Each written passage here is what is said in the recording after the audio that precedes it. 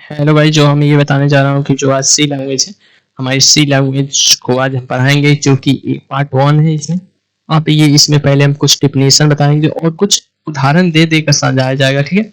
तो कृपया इस वीडियो को शुरू से अंत तक बनाए जाना, क्योंकि ये कोड में आगे चल के कोड में इसी का काम आएगा, ठीक है।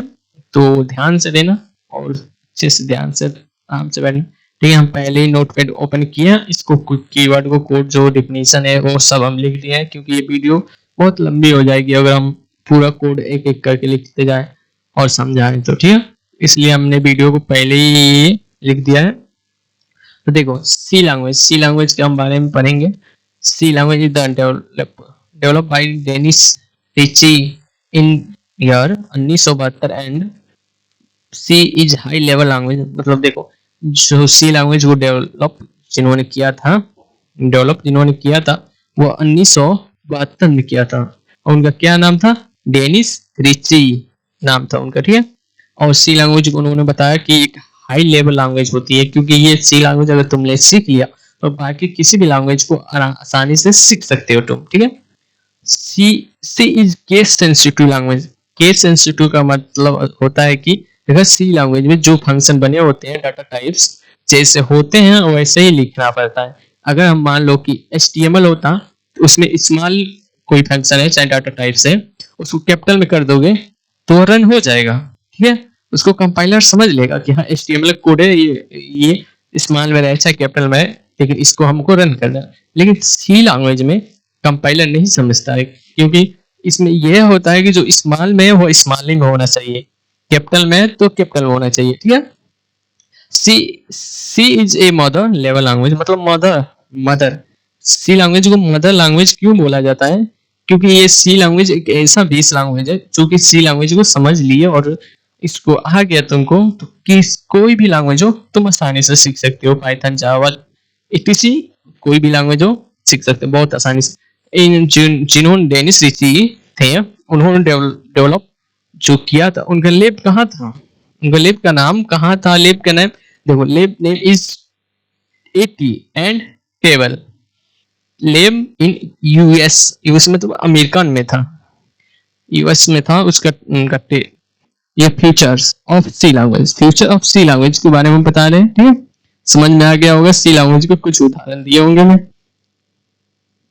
देखो, फीचर्स ऑफ सी लैंग्वेज मतलब सी लैंग्वेज के फीचर्स कितने हो सकते हैं? सिंपल हो सकता है, स्पीड भी हो सकता है, सिस्टम, पोर्टेबल आदि etc भी हो सकते हैं, ठीक है।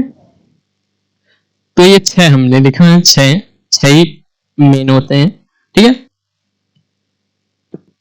अब आते हैं हम some software requirement in C language. मतलब सॉफ्टवेयर जो कि हम सी लैंग्वेज को जिस पे रन कराते हैं, जिस सॉफ्टवेयर हम रन कराते हैं उसको नाम क्या क्या नाम है जिस पे हम कोडिंग लिखेंगे सी लैंग्वेज की?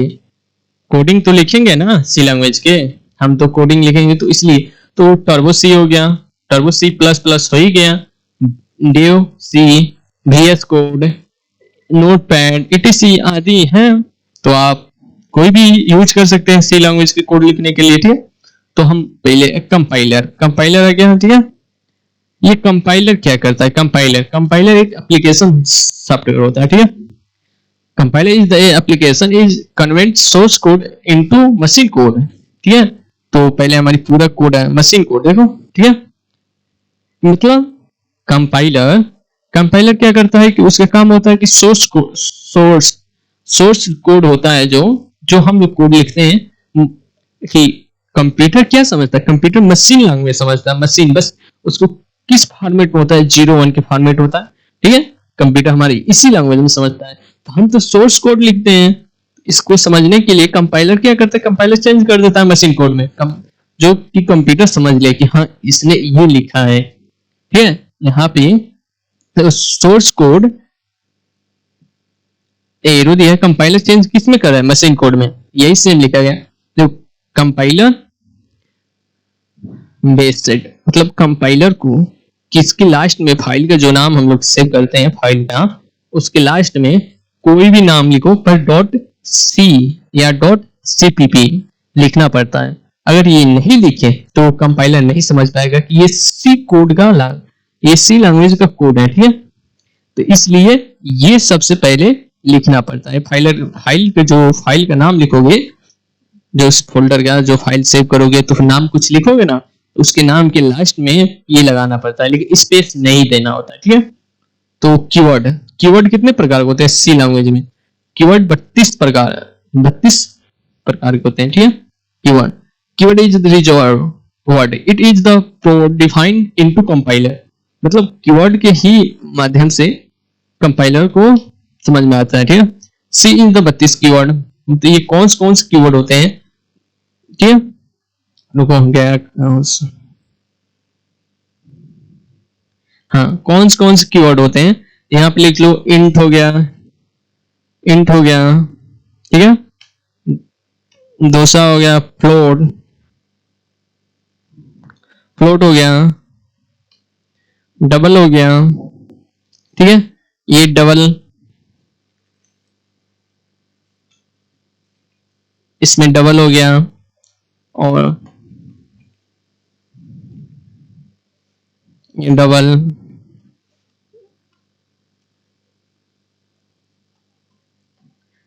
हो गया, उसके बाद कैर हो गया, ठीक है।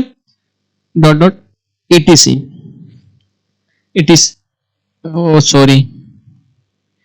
ठीक है। क्योंकि ये 4 प्रकार के तो हम मैक्सिमम पढ़ेंगे, क्योंकि ये बेसिक है, तो 4 प्रकार के ये बेसिक तो कोड कराई जाती है। कहीं भी जाओगे तो 4 प्रकार की, ये मैक्सिमम 4 प्रकार की कोडिंग कराई। इन्हें डाटा टाइप्स भी बोलते हैं, ठीक है।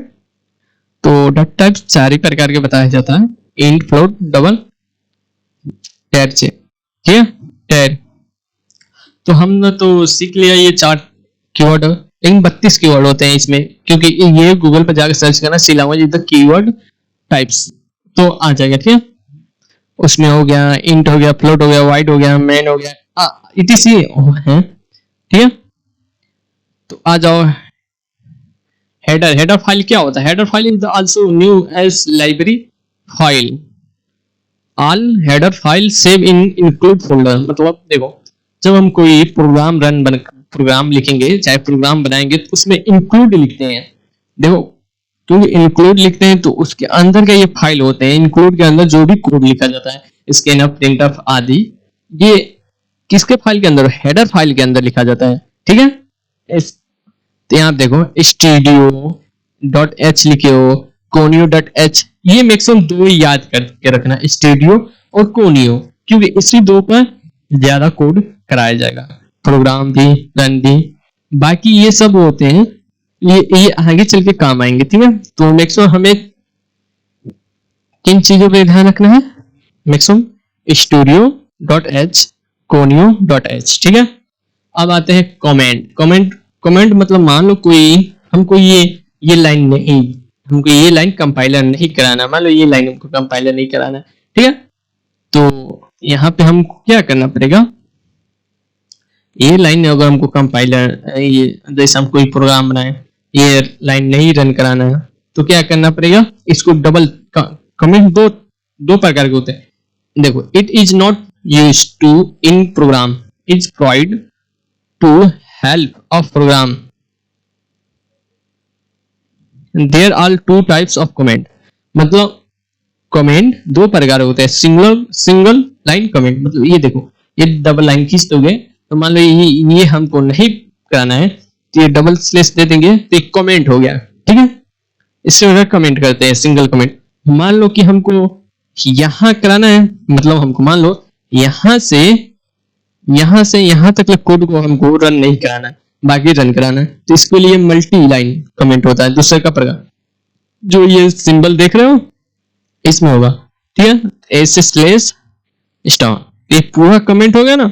तो हमको क्या करना है? हमको यहीं तक ले मान लो कमेंट करना है, ठीक है। तो इसके लिए ये कर दिए, उतना ही कमेंट हुआ ना जितना हमने कमेंट किया। इसी प्रकार से ये मल्टी लाइन कमेंट होती है। 2 प्रकार हम समझा। इनपुट क्या होता है? इनपुट देखो, इनपुट और आउटपुट। तो स्कैनअप जो है, scanf is the input function. Scanf हमारा जो है input function, it is the used to take in input यहाँ पे n छूट गया, सॉरी, इनपुट फॉर्म यूजर, मतलब ये इनपुट इनपुट करता है, मतलब क्या करता है इनपुट, हमको कैसे पता चले।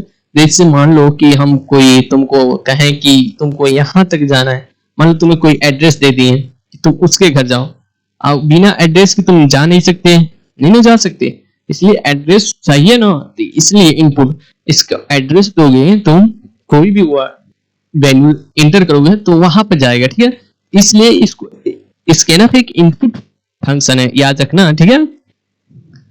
इसका सिंटेक्स देखो, इंट ए मतलब यहाँ देखो, इसके ना format space address variable name, मतलब इसका फॉर्मेट क्या है, फॉर्मेट क्या है, फॉर्मेट मतलब मान लो कि कोई इंट वैल्यू है तो %d लगेगा, फ्लोट है तो fd लगेगा, ये परसेंटेज d और s प्रकार के लिखा जाता है, ठीक है। तो स्कैनअप का देखो सिंटेक्स, ये याद कर लेना, ठीक है। स्कैनअप %d एड्रेस a, ये तुमको कोड याद करके रखना, ठीक है, क्योंकि यही कोड तुम प्रिंट कराओगे, ठीक है, ये कोड, बाकी कोड इसके इंटर में नहीं होगा, ठीक है। इंटर में हमें कोई भी वैल्यू देना होगा तो ये लिखना पड़ेगा स्कैनअप।